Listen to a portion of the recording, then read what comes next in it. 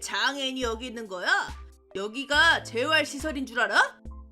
일단 여기서 일하고 있는데. 진짜냐? 이 회사 망했네.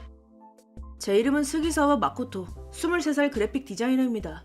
이번에 제 회사에 찾아온 진상 동료에 대한 얘기입니다. 우선 제 자기소개부터. 고등학교 2학년 때까지는 가라테에 성을 쏟는 평범한 학생이었습니다. 하지만 어느 날 동아리 활동이 끝난 후 길을 걷고 있는데 코너에서 돈 순간 엄청난 속도로 폭주하는 오토바이가 제 쪽으로 돌진해왔습니다. 서둘러 피하려고 했지만 결국 휘말리고 말았습니다. 나중에 들은 건데 아무래도 눈이 내린 후여서 지면이 얼어있었고 그런 와중에 빠른 속도로 달린 탓에 컨트롤이 되지 않았다고 합니다. 솔직히 오토바이가 제 쪽으로 돌진해온 후의 일은 거의 기억나지 않습니다. 정신이 들었을 때 저는 병원이 침대였습니다. 옆에 계시던 부모님은 안 좋은 안색으로 눈을 뜬 저를 보자마자 오열을 하셨죠. 아, 나는 사고를 당했구나. 순간 그렇게 생각했습니다. 상처가 심하대? 쥐어짜는 듯한 목소리로 그렇게 묻자 아버지가 분한 듯이 말씀하셨습니다. 왼팔을 잃었다고. 제 왼팔은 오토바이에 짓눌려 차마 눈뜨고 볼 수 없는 상태였다고 합니다. 의사는 선택의 여지도 없이 팔꿈치부터 아래를 절단할 수밖에 없었다고 설명했습니다. 영문을 알 수 없었습니다. 오른손잡이이긴 하지만 그렇다고 위로가 되지는 않습니다. 저는 팔을 한짝 잃고 만 것입니다. 왜? 어째서? 저는 한동안 패닉에 빠졌습니다. 어머니는 그런 저를 그저 울면서 안아주셨죠. 마치 지옥 같은 시간이었습니다. 그 후 사고를 일으킨 사람의 부모님이 사죄하러 왔습니다. 성심성의껏 사과해 주셨지만 사고를 일으킨 본인은 오지 않았습니다. 그도 다쳐서 입원 중이라고 했습니다. 다만 저와 달리 후유증이 남는 큰 상처는 아니라고 합니다. 이렇게 불합리할 수가 있냐며 화가 치솟았습니다. 사과받는다고 뭐가 달라지나요? 라고 무심코 말해버렸지만 철회할 마음이 들지 않을 정도로 저는 초췌한 상태였습니다. 그로부터 얼마 후 저는 왼팔에 의수를 끼우고 재활을 시작했습니다. 재활에는 최선을 다했지만 이미 없어진 왼팔이 아프거나 가려워서 뭐라 형용할 수 없는 불쾌함에 휩싸였습니다. 갑작스레 몸의 일부를 잃은 사람에게 일어나는 환상통이라는 증상이라는 설명을 듣고 너무나도 슬펐던 기억이 납니다. 그래도 가해자의 부모에게 위자료와 치료 비용은 충분히 받아서 금전적인 부담을 부모님께 끼치지 않은 건 불행 중에 다행이었습니다. 다만 동아리는 그만둬야 하게 되었고 퇴원한 후 무엇을 삶의 낙으로 살아야 할지 모르게 되었습니다. 어렸을 때부터 계속했던 가라테가 제 마음의 버팀목이었다는 걸 이때 깨달았습니다. 그 후로 부끄럽지만 비뚤어진 생활을 하고 말았습니다. 학교를 무단으로 쉬고 늦은 밤에 밖을 나가는 등 방종하게 지냈습니다. 하지만 부모님이 끈기 있게 저를 위로하고 지탱해 주셔서 고3 가을쯤에는 갱생할 수 있었습니다.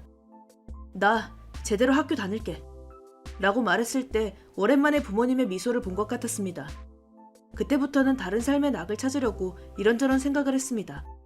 그러던 때 담임 선생님께 제안을 받았습니다. 미술부 동아리에 참가해보지 않겠냐고. 사실 저는 가라테 말고도 취미로 그림을 그렸었습니다. 다친 후로는 전혀 그리지 않았지만 전에는 심심풀이 정도로 자주 그렸었습니다. 담임 선생님은 미술부 선생님으로 미술부 고문이시기도 합니다. 수업에서 제출한 제 그림이 아주 좋았다면서 여러 번 저를 설득하셨습니다. 이런 시기에 3학년 신입부원은 이례 중에 이례였지만 시험 삼아 입부해봤습니다. 막상 해보니 굉장히 즐거워서 푹 빠지게 되었습니다. 팔을 잃기 전보다 더욱 그림 그리는 걸 좋아하게 된 거죠. 이렇게 저는 또 다른 삶의 낙을 찾을 수 있었습니다. 제대로 연습한 적이 없었으니 미대에 들어갈 정도의 스킬은 없었지만 디자인 관련 기술을 배울 수 있는 전문학교에는 갈 수 있을 것 같았습니다. 저는 거기서 디자인을 배우고 지방에서 집과 가까운 디자인 회사에 입사했습니다. 빌딩 내에 공간 하나를 빌리고 있는 작은 회사였지만 선배도 사장님도 좋은 분들이라 제 팔에 대해 이해해 주셨습니다. 입사로부터 3년이 지난 지금 저는 충실한 회사인 생활을 보내고 있습니다. 그러던 어느 날 선배 디자이너인 나카오 미야 씨에게서 이런 라인이 왔습니다. 저기 사장님한테 그 얘기 들었어? 그 얘기라뇨? 본사에서 우리 쪽으로 오는 사람이 있대. 그것도 다음 주부터. 본사에서요? 그런 건 처음 들어요. 나도 처음이야. 영업보러 온다고 하던데? 어떤 사람일까요? 나도 자세한 건 모르는데 나이는 스기사와랑 비슷한 정도래. 그렇군요. 잘 지낼 수 있을지도? 나이가 가까운 동성이 지금까지 없었으니 친해질 수 있도록 힘낼게요. 응원할게. 사실 저희 회사는 조금 떨어진 곳에 있는 본사의 자회사입니다. 다만 서로 사람을 보내는 일은 기본적으로 없었어서 저도 그쪽으로 가본 적은 없었습니다. 그런 만큼 이번 인사는 이래였습니다. 그리고 찾아온 인물은 안녕하세요. 후쿠이 시니치입니다. 굉장히 의욕이 없어 보이는 젊은 사람이었습니다. 영업직이니 일단 정장 차림이었지만 대충 입고 있어서 껄렁한 사람일 것 같다는 첫인상. 나이는 저와 같고 입사 시기도 같다고 했지만 친해질 수 있을 것 같진 않았습니다. 하지만 일단은 같은 사무실에서 일할 테니 제대로 인사를 하러 갔는데 뭐? 왜 장애인이 여기 있는 거야? 여기가 재활시설인 줄 아냐? 일단 여기서 일하고 있는데 진짜냐? 이 회사 망했네. 남의 시선도 신경 쓰지 않고 꽤 큰 목소리로 이런 말을 내뱉었습니다. 이렇게까지 노골적으로 차별하는 일은 드물어서 분노를 넘어 어이가 없어졌습니다. 아무튼 잘 지내는 건 어려울 것 같습니다. 그 후로 저희 회사는 전체적으로 그에게 휘둘리게 되었습니다. 우선 아무튼 불성실해서 시킨 일을 제대로 하지 않았습니다. 못하는 게 아니라 그저 의욕이 없어서 하지 않은 것입니다. 영업부 선배가 주의를 주어도 적당히 흘려듣고 아무것도 변하지 않았습니다.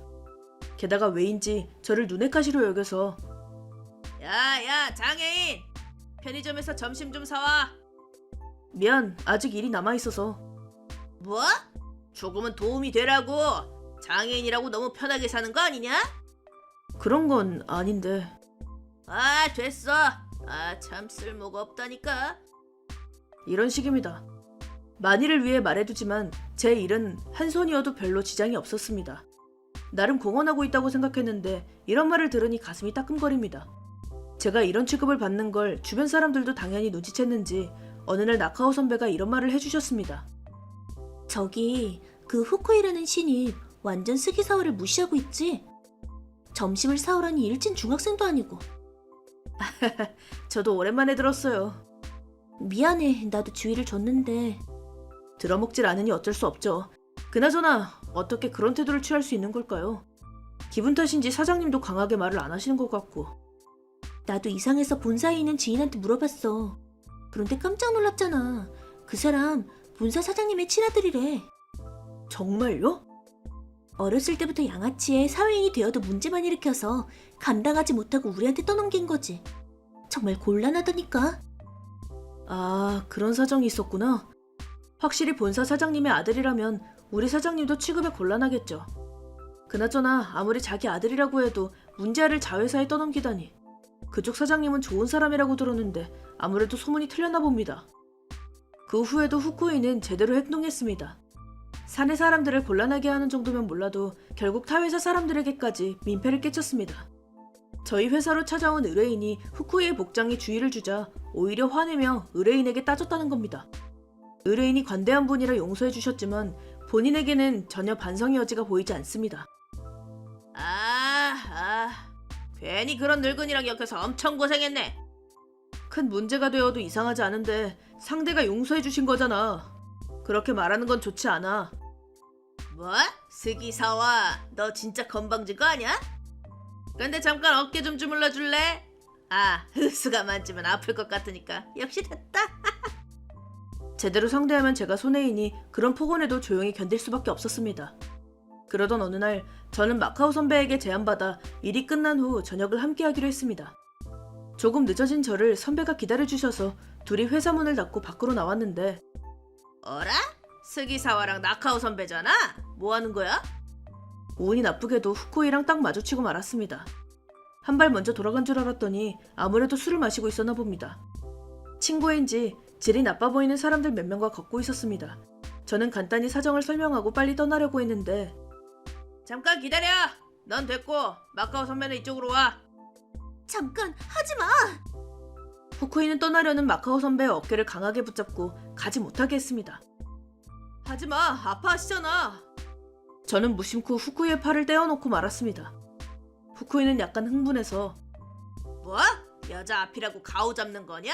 장애인 주제에 건방지다고! 라며 제 머리를 팔로 조른 겁니다. 소위 말하는 헤드록 자세. 역시 아파서 조금 강하게 떼어놓자 균형을 잃고 후쿠이가 넘어졌습니다. 그걸 본 동료들이 비웃자 후쿠이는 더욱 흥분했습니다. 이 자식이 뭐 하는 짓이야! 잠깐 진정해! 무려 후쿠이는 품에서 칼을 꺼냈습니다. 정말 저와 동갑이 맞는 걸까요? 마카오 선배의 제지도 듣지 않고 후쿠이는 칼을 쥐고 저에게 달려왔습니다. 하지만 저는 당황하지 않고 슬쩍 피한 후 후쿠이의 배를 차올렸습니다. 무심코 가라테 시절의 기술이 나와버린 거죠. 그러자 후쿠이는 일자로 쓰러졌고 위액이 섞인 투사물을 내뱉고 말았습니다. 한동안 움직일 수 없겠죠. 동료들은 벙쪘습니다. 더 이상 일을 키우고 싶지 않아서 재빨리 나카오 선배의 손을 잡고 떠났습니다. 하지만 떠날 때 너 이 새끼 각오해라! 무조건 후회하게 해준다! 라며 저주를 퍼부는 후쿠이의 목소리가 들렸습니다. 레스토랑에 도착한 후 저는 무서운 경험을 하게 됐다며 나카오 선배에게 사죄했습니다. 깜짝 놀랐어. 너 그렇게 강했구나? 옛날에 가라테를 했었거든요. 무섭게 해드려 죄송해요. 무섭지 않았어. 놀라긴 했지만. 그것보다 이런 말하긴 좀 그렇지만 멋있다고 생각했어. 정말요? 여성 입장에서는 이유가 어떻게 됐든 남을 다치게 하는 사람은 싫지 않나요? 아니. 방금 건 어쩔 수 없지. 분명 원한을 샀겠죠. 폭행죄 같은 걸로 고소당하지 않으면 좋을 텐데. 만약 그렇게 되면 내가 꼭 증언할게. 상대는 칼을 들고 있었잖아. 정당방위라고. 감사합니다. 라곤 했지만 옛날의 피가 들끓은 스스로가 부끄러워서 식은땀이 멈추질 않았습니다. 제가 한팔이긴 하지만 칼을 든 총보자는 상대가 안 됩니다. 사고가 나기 전에 전국대회에서 싸웠던 사람들이 몇 배는 더 무섭고 강했으니까요. 물론 평소에는 그런 식으로 폭력을 휘두르진 않습니다. 아무튼 선배가 무사한 건 다행이지만 조금 지나쳤을지도 모릅니다. 경찰은 괜찮겠지만 후쿠이의 아버지, 본사의 사장님은 어떨까요? 설마 난입해온다던가 아무리 그래도 그건 아닌가? 라고 생각했었는데 다음 주 회사에 가자. 자네가 스기사와 마코토군이지? 무려 진짜 후쿠이의 아버지인 본사의 사장님 나오키 씨가 찾아오셨습니다. 저희 쪽 사장님은 불안에 떨고 있었고 아버지의 옆에는 아들이 서 있었습니다. 이걸로 해고 확정인가 하고 포기하고 있었는데 만난 적이 없을 터인 나오키 사장님의 얼굴은 어딘가 낯이 익었습니다. 언제 만난다 떠올리고 있었는데 이번 일은 제 어리석은 아들이 정말 실례했습니다. 이 바보가 2번이나 자네에게 해를 입히려 하다니 변명할 여지도 없네. 무려 나오키 사장님 본인이 저에게 머리를 숙인 겁니다. 사장님께 머리를 눌려 아들 쪽도 고개를 숙이고 있었습니다. 그보다 2번이나라니? 무슨 의미인지 생각하다가 드디어 나오키 사장님의 얼굴이 기억났습니다. 그래요. 제가 입원했을 때 사죄하러 온 부모가 눈앞의 남성. 그분의 아들이 제 팔을 앗아갔다는 것이며 다시 말해. 네? 후쿠이가 그때 오토바이로 폭주했던 남자라는 건가요? 그래, 맞아. 이게 무슨 기묘한 인연일까요? 물론 저는 몰랐고 후쿠이 시니치도 저를 몰랐다고 합니다. 그때 결국 태어난 후에도 시니치가 저에게 사죄하러 오는 일은 없었으니 당연하겠죠. 나중에 들은 얘기지만 시니치는 조금도 반성하지 않았고 나오키 사장님은 그런 태도로 사과하는 건 오히려 실례일 거라고 판단하셨다던가. 저희 부모님과도 상의하여 앞으로 다시는 엮이지 않을 걸로 결론을 지었다고 합니다. 제 이름도 시니치가 적반하장으로 굴며 접근하려고 하면 큰일이니 알려주지 않았다고 합니다. 보통 가해자가 무슨 원한이 있다는 거야 라고 생각하겠지만 시니치는 제가 피하지 않아서 사고가 일어난 데다 자기까지 다치게 했다고 말하고 다녔다고 하니 정말 이렇게 답없는 바보가 있구나 싶어서 놀랐습니다. 너라는 걸 정말 몰랐어. 계속 놀려서 미안해. 용서해줘. 그렇게 말해봤자 아니 내가 사고 상대든 그렇지 않든 네가 한 짓은 다 잘못된 행동이었어. 그의 말대로다. 넌 정말 몇 번 마음을 바르게 먹으라고 타일러도 소용이 없구나. 시니치는 울 것 같은 얼굴로 아버지에게 물었습니다. 저기 아빠, 나 제대로 사과했지? 그러니까 내쫓는 것 좀 봐줘. 어제의 흥분한 모습은 그림자도 없이 필사적으로 아버지에게 용서를 빌고 있군요. 그러자 아버님은 있는 힘껏 아들을 때렸습니다. 바보 같은 놈! 당연히 사과해야지! 그걸로 용서한다고 한 적은 없다! 좀 봐줘. 입 다물어! 2번 다시 내 앞에 얼굴 들이밀지 마라!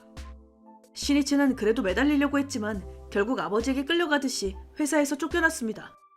그 후 사장님 본인이 직접 얘기를 들려주시기로 아들 신이치는 어른이 되고도 정신을 못 차렸고 당신 회사에서 고용하긴 했으나 사람들에게 민폐만 끼쳤다고 합니다. 이렇게 된 거 마음을 강하게 먹고 집에서 쫓아내서 스스로의 힘으로 생활하게 하려고 했다고 합니다. 하지만 이번에는 아내분이 그걸 강하게 반대해서 최종적으로 자회사 쪽에 맡기게 되었다고. 하지만 계속 이대로 둘 생각은 없었고 사실은 수면 아래에서 아내와 이혼을 위해 움직이고 있었다고 합니다. 아내는 아들을 오냐오냐 하느라 아들을 괴롭히게 하는 일은 절대 하지 않았습니다.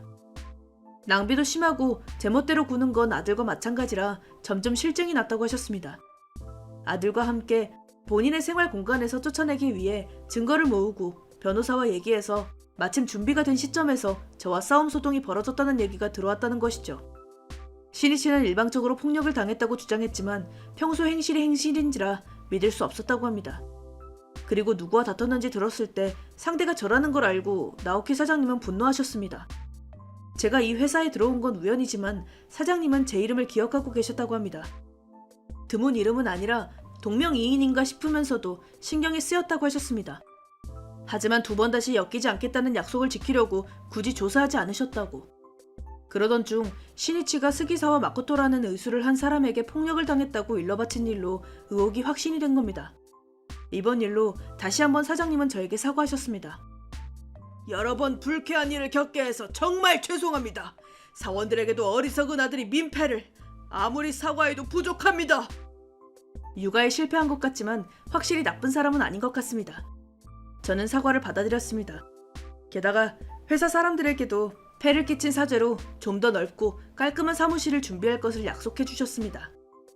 아무튼 이렇게 제 평화는 돌아왔습니다. 그 후로 나카오 선배가 적극적으로 저를 식사 자리에 초대하게 되었고 얼마 후 사귀게 되었습니다. 후쿠이 신이치는 어머니와 함께 집에서 쫓겨나 나오키 사장님도 행방을 모른다고 하십니다. 아버지의 위강이 사라진 신이치가 제대로 살아갈 수 있을 것 같진 않습니다. 그러고 보니 얼마 전 심야에 벤치에서 혼자 웅크리고 있는 지저분한 남성이 신이치를 닮았던 것 같은데 마음을 바꾸고 바르게 살기를 바랄 뿐입니다.